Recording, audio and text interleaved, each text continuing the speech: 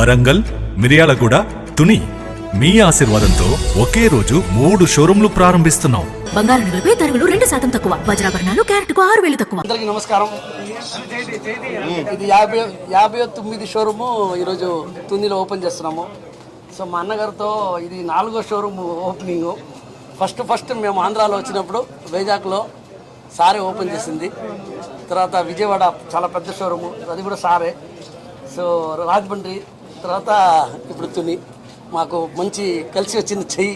మా అన్నకి ఫోన్ చేసి కానీ మీరు ఉన్నారంటే చాలా ఒకటే సంతోషం అన్నమాట. నిన్న మేము 2 షోరూమ్ ఓపెన్ చేసినాము.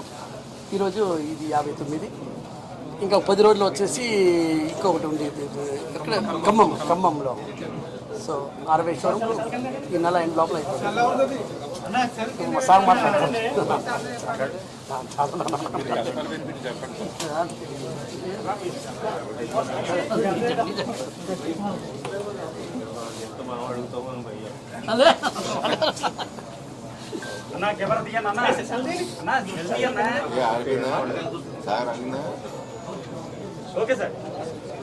అందరికీ నమస్కారం.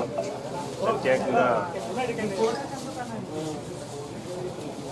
అరుణ్ గారు మొదటి నుంచి కూడా పరిచయం ఉంది నాకు. చెన్నై ఎప్పుడు వెళ్ళినప్పుడు కూడా ఆయన ఆతిథ్యం చెన్నైలోనే మొట్టమొదటిగా నాకు పరిచయం. అప్పటి నుంచి కూడా అంటే ఇంకొక ఫ్రెండ్ ద్వారా పరిచయం, అట్లయితే అప్పటి నుంచి కూడా ఫ్రెండ్షిప్ కంటిన్యూ అవుతుంది ఉంది. అంతైతే మొట్టమొదటిగా ఆయన షాప్ ఆంధ్రాలో పెట్టినప్పుడు వైజాగ్ షాపు ప్రారంభోత్సవం భారీ ఎత్తున చేశాం. దానికి కూడా నేనే ముఖ్య అతిథిగా వెళ్ళా. అది కూడా బాగా అభివృద్ధి చెందుతూ ఉంది కూడా.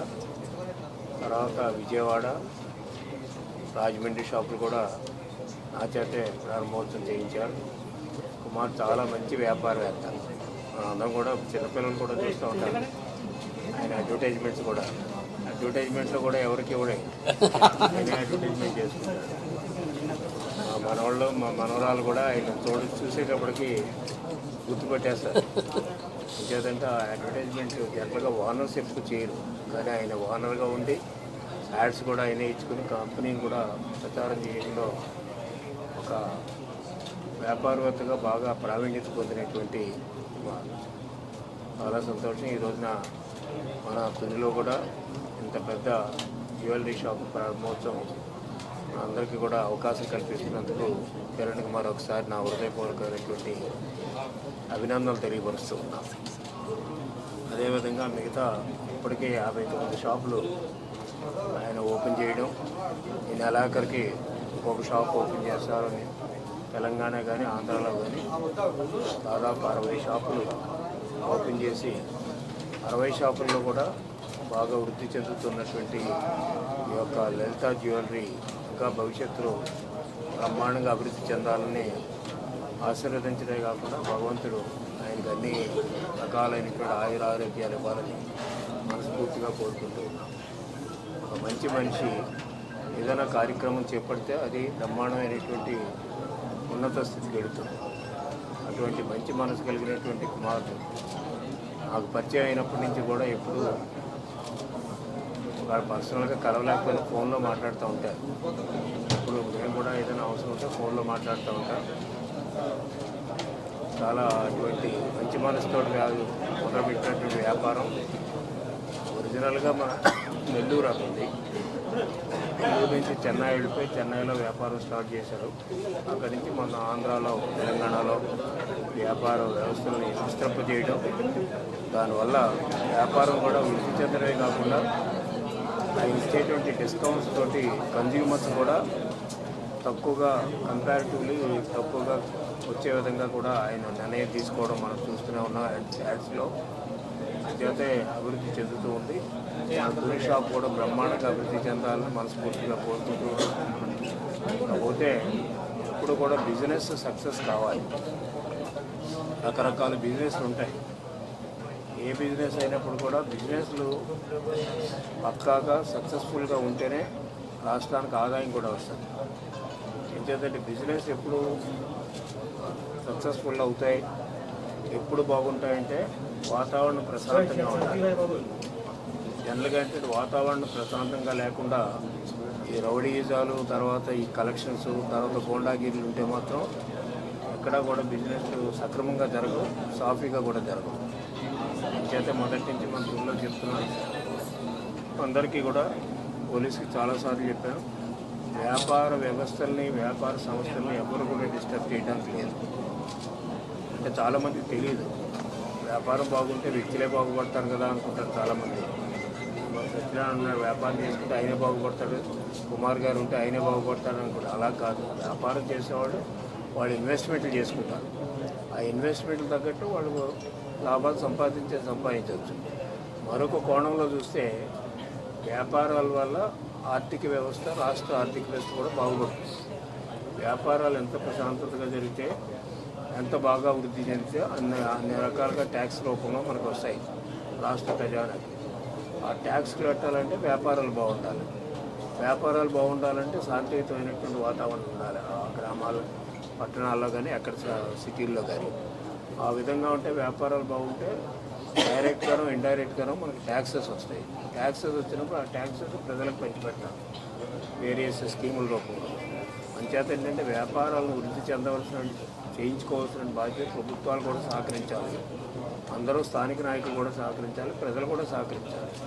డబ్బున్న వాళ్ళు కొనుక్కుంటారు, డబ్బు లేని వాళ్ళు కొనుక్కోలేకపోవచ్చు, అది వేరే విషయం. కొనుక్కోవడానికి అవకాశం కల్పించవలసినటువంటి అవసరం ఇప్పుడు ఉంది. ఎందుకంటే సప్లై చేసేవాళ్ళు ఉంటారు, దానికి తగ్గ డిమాండ్ కూడా ఉండాలి. అంటే అది డిమాండ్ ఉంటే సప్లై చేసేవాళ్ళు ఉంటారు, దేశంలో చాలామంది ఉంటారు. కుమార్ గారు లాంటి వాళ్ళు చాలామంది ఉన్నారు. మన దగ్గర కూడా సిఎంఆర్ ఇటువంటి కంపెనీలు, చాలా కంపెనీలు వచ్చాయి. ఈనాడు కంపెనీలు కూడా ఇంచుమించు పూర్వం జ్యువెలరీ ఎవరు మొదలుపెట్టేవారు కాదు. ఇప్పుడు కార్పొరేట్స్ కూడా జ్యువెలరీ మొదలుపెట్టారు. 60 షాపులు రన్ చేస్తున్నారంటే ఇట్స్ బిగ్ కార్పొరేషన్. అదేవిధంగా ఎక్కడ చూసినప్పుడు బ్రహ్మాండమైనటువంటి డెకరేషన్ తోటి బ్రహ్మాండమైనటువంటి ఇన్వెస్ట్మెంట్ చేశారు. బహుశా ఇక్కడ ఎంత ఇన్వెస్ట్మెంట్ చేస్తారు మనకు అవసరం లేదు, కానీ ఇక్కడ స్థానికంగా ఈ చుట్టుపక్కల ఉండే ప్రజలకు ఉపయోగపడే విధంగా ఈ ఎక్కువ షాపులు రావడం కూడా ఒక అడ్వాంటేజ్. డిస్కౌంట్లు ఎక్కువ వస్తాయి.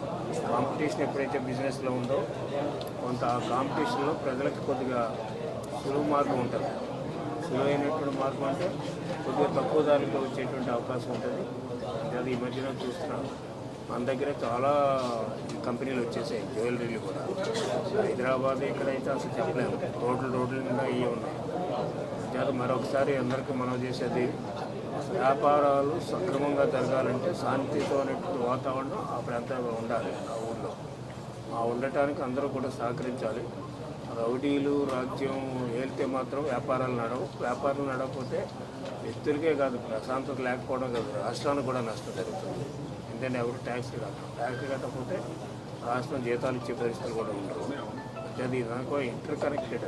చేత ఏంటంటే వ్యాపారాన్ని వృద్ధి చేసే విధంగా లోకల్ నాయకులు కూడా సపోర్ట్ చేయాలి, ఇన్వెస్టర్స్ని సపోర్ట్ చేయాలి. ఈనాడు దావూస్ వెళ్ళడం కానీ, లేకపోతే మిగతా వేల కోట్ల రూపాయలు మన రాష్ట్రంలో ఇన్వెస్ట్మెంట్ వస్తున్నాయంటే అవన్నింటికి కారణం ప్రశాంతమైనటువంటి వాతావరణం ఈ రోజున చంద్రబాబు నాయుడు ప్రభుత్వం ఉంది కాబట్టి ఈనాడు వేల కోట్లు ఇన్వెస్ట్మెంట్ చేయడానికి ముందుకు వస్తున్నాడు. అంచేత వేల కోట్లు ఇన్వెస్ట్మెంట్ చేసిన తర్వాత ప్రొడక్షన్కి వస్తే ప్రజలు కూడా తక్కువ ధరకు వస్తాయి కాంపిటీషన్లో. అదేవిధంగా ఆ ఇన్వెస్ట్మెంట్ ద్వారా కూడా ఎంప్లాయ్మెంట్ క్రియేట్ అవుతుంది. చూడండి, మన దగ్గర కుమార్ గారు షాప్ పెట్టారు, ఎంతమంది ఎంప్లాయీస్ ఉన్నారు. అందరూ కూడా నేను అదే అడిగాను, లోకల్ వాళ్ళ లేకపోతే బయట నుంచి తెచ్చుకున్నారా అని. అంటే ఎక్కువ లోకల్ వాళ్ళే, లోకల్ వాళ్ళే. సో మన వాళ్ళందరికీ కూడా కొంత ఎంప్లాయ్మెంట్ కూడా దొరికింది. ఒక 150 మంది ఎంప్లాయీ దొరికింది. సో వాళ్ళు కూడా ఎంతో కొంత ఎర్న్ చేయడం మొదలు పెడతారు. దానివల్ల వాళ్ళు మళ్ళీ ఖర్చు పెడతారు. ఆ ఖర్చు పెట్టిన దాని మీద మళ్ళీ ట్యాక్స్ వస్తుంది. ఇవన్నీ కూడా ఇంటర్ కనెక్టెడ్ మొత్తం అంతా కూడా. అంచేత ఎంప్లాయ్మెంట్ క్రియేషన్ కావాలి. చదువుకున్న వాళ్ళు చాలామంది ఉన్నారు. ఎంప్లాయ్మెంట్ క్రియేషన్ కావాలంటే బిజినెస్ రావాలి, ఇన్వెస్టర్స్ రావాలి.